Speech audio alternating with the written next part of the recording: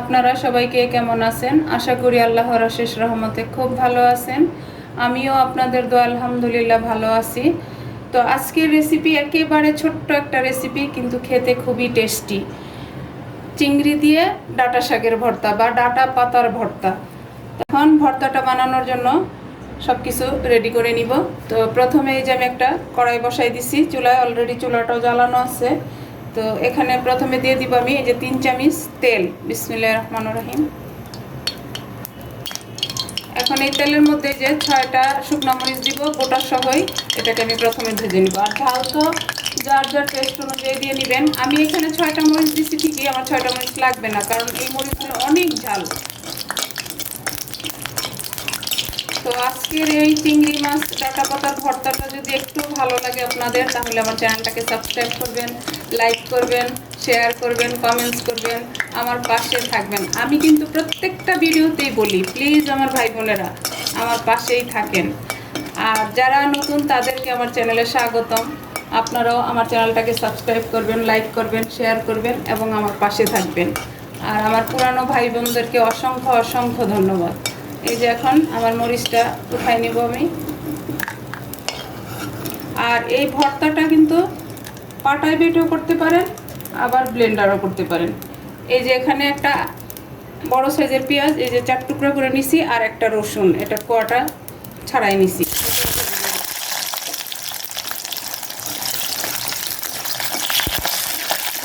এই যে দেখেন মরিচটা ভাজার পরে পেঁয়াজ রসুনটা যখন তেলে দিলাম, তখন যে এত সুন্দর ফ্লেভার আসতেছে।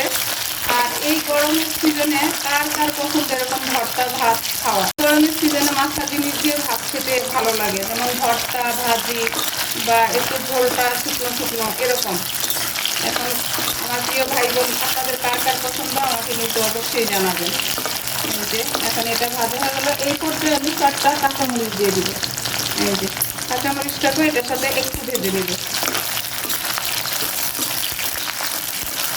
এখন এই পর্যায়ে দিয়ে দিব আমি 100 গ্রাম চিংড়ি মাছ। এই যে চিংড়ি মাছটাকে এটার সাথে ভাজবো। এই ভর্তার টেস্টটা বাসায় বানালে বুঝতে পারবেন, একদম মুখে লেগে থাকার মতো একটা ভর্তা। গরম ভাতের সাথে আর কিছু লাগবে না এই ভর্তাটা থাকলে। এখন চিংড়ি মাছটা আর রসুন পেঁয়াজ কাঁচামরিচ এগুলিকে আমি একসাথে একটু ভেজে নেব। একদম সহজ, কিন্তু ঘরোয়া উপকরণ নিয়েই রেসিপিটা হয়ে যায় বা ভর্তাটা হয়ে যায়, কিন্তু খেতে অনেক টেস্টি। এই গরমে দুপুরবেলা এটা থাকলে বললামই তো আর কিচ্ছু লাগবে না।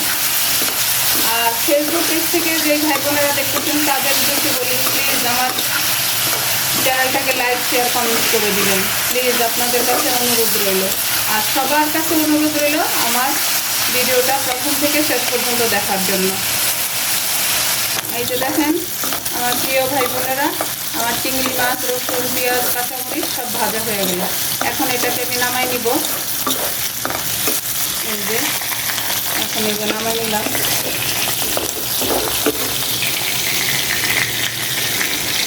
এখন এটা আমি সাইডে রেখে দিব। রেখে প্রথমে ডাঁটা পাতাটা বা ডাঁটার শাকটা সিদ্ধ করে নিব। সেটা এই তেলের মধ্যে দিয়ে দিব। এই যে এখানে আমার বড় সাইজের 3টা ডাঁটা থেকেই এতটুকু পাতা হয়েছে, ওই পাতাটা আমি এরকম কুচি করে কেটে ধুয়ে পরিষ্কার করে রাখছি। এখন এই যে এখানে দিয়ে দিব। একদম সহজ রেসিপি, কিন্তু ভর্তা পাগল যারা, ভর্তা প্রেমী যারা, তাদের তো আর কিছু লাগে না এসব ভর্তা হলে। এই যে এখানে আমি একটা পেঁয়াজ কুচি এর সাথে দিয়ে দিব। এখন এটাকে আমি ভালো করে একটু সিদ্ধ করে দিব। এখন এর মধ্যে একটু পানি দিব, কারণ এখানকার ডাঁটা পাতা অনেক সময় সিদ্ধ হয়, আবার অনেক সময় হয় না। তো যার কারণে আমি একটু পানি দিয়ে দিব। পানি দিয়ে দিলাম। এখন এটা সিদ্ধ হওয়া পর্যন্ত অপেক্ষা করবো। আর আমি এটাতে কোনোটাতেই কিন্তু আমি লবণ দিই নেই। আমি ভর্তাটা যখন বানাবো তখন লবণটা দিব। আর আমি তো বললাম যারা পাটায় বানান তারা পাটায় বানায় নেবেন, আর আমি তো ব্লেন্ডারে বানাবো। তো আমরা তো চাই যত সহজে কাজগুলি হয়। আপনি ব্লেন্ডারে বানানোর পরে যেই টেস্টটা পাবেন, আমার রেসিপিটা ফলো করে যদি বানান, পাটায় বানালো সেই টেস্টটাই পাবেন। তো প্লিজ আমার নতুন রাঁধুনি, নতুন প্রজন্মের যারা আছেন তাদের উদ্দেশ্যে বলি, একদম সহজভাবে এই ভর্তাটা বানায়া সবার মন জয় করে নিন এই গরমের দুপুরে গরম ভাতের সাথে। এই যে দেখেন মাশাআল্লাহ অলমোস্ট আমার ডাঁটা পাতাটা বা ডাঁটা শাকটা সিদ্ধ হয়ে গেছে। এই সিজনে এই ডাঁটা শাক দিয়ে এখানে একটা রসুনও চলে আসছে যে আমার ভাই বোনেরা এই সিজনে এই ডাঁটা শাক দিয়ে এই ভর্তাটা প্লিজ করেন, করে খেয়ে দেখেন। আর এখানে এই পেঁয়াজটা একটু বেশি দিবেন, তখন এটা টেস্টটা একদম দ্বিগুণ হয়ে যায়। এই ভর্তাটা অনেক আগে বাংলাদেশে একজন আমাকে খাওয়াইছিল, ছুটিতে গেছিলাম তখন। সেই থেকে যখনই ডাঁটা শাক বা ডাঁটা পাতা পাই আর চিংড়ি মাছটা থাকে সাথে আমি এটা করে নিই, কারণ অনেক টেস্টি হয়। এই ডাঁটা পাতার ভর্তা আমার আম্মা খুব সুন্দর বানায়।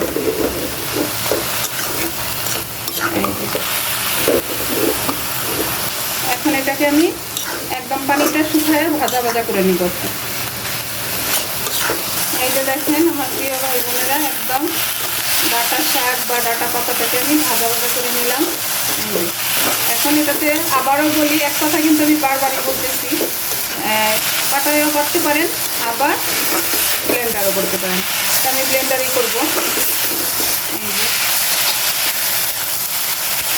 এখন এটাকে আমি নামাই নেব, নামায় ভর্তাটা আমি রেডি করব। এই যে এখন আমি একটা ব্লেন্ডার নিয়ে নিলাম।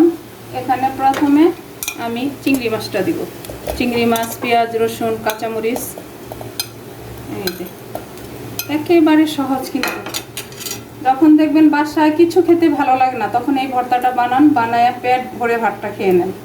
এই যে এখানে আর দিলাম আমি 3টা শুকনো মরিচ, কারণ আমার ছেলে মেয়ে খাবে, ওরা আবার ঝালটা অতটা খেতে পারে না। এই যে এখন এখানে আমি এই শাকটা বা পাতাটা দিয়ে দিব। মাশাআল্লাহ মাশাআল্লাহ এত সুন্দর গ্রান আসতেছে। এখন মতো লবণ দিয়ে দিলাম। এখন একটু ঠান্ডা করব, ঠান্ডা করে তারপর আমি এটাকে ব্লেন্ড করে ভর্তাটা বানায় তারপর শেয়ার করতেছি আপনাদের সাথে যে আমার ভর্তাটা দেখতে কেমন হলো বা খেতে কেমন হলো। এই যে দেখেন চিংড়ি মাছ দিয়ে ডাঁটা পাতার ভর্তা বানিয়ে নিয়ে আসলাম, ডাঁটা পাতা বা ডাঁটা শাক। দেখেন মাশাআল্লাহ ভর্তাটা এত সুন্দর ফ্লেভার আসতেছে, ফ্লেভারটা তো আপনারা পাচ্ছেন না। এখন এটাকে আমি সার্ভ করে নিব। এই যে বিসমিল্লাহির রহমানির রহিম, দেখেন অনেক সুন্দর একটা গ্রান আসতেছে। গরম ভাতের সাথে আর কি চাই, এরকম একটা ভর্তা থাকলে এটা দিয়ে চেটেপুটে খেয়ে নেওয়া যাবে।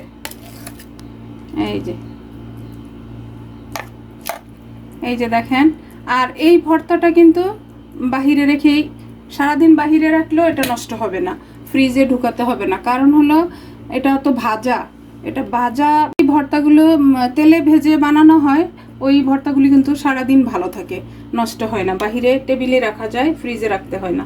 এখন এখানে আমি একটা মরিচ দিয়ে দিলাম, বাস একটু সৌন্দর্যের জন্য, আর কিছুই না।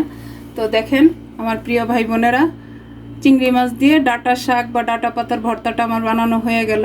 কার কার পছন্দ হলো প্লিজ আমাকে অবশ্যই জানাবেন। তো যাই হোক, আজকের চিংড়ি মাছ দিয়ে ডাঁটা পাতা বা ডাঁটা শাকের ভর্তাটা বানানো আমার শেষ হয়ে গেল। আজকে আমি আপনাদের কাছ থেকে বিদায় নিব, আবার নতুন কোনো রেসিপি নিয়ে আসব। আল্লাহ হাফেজ।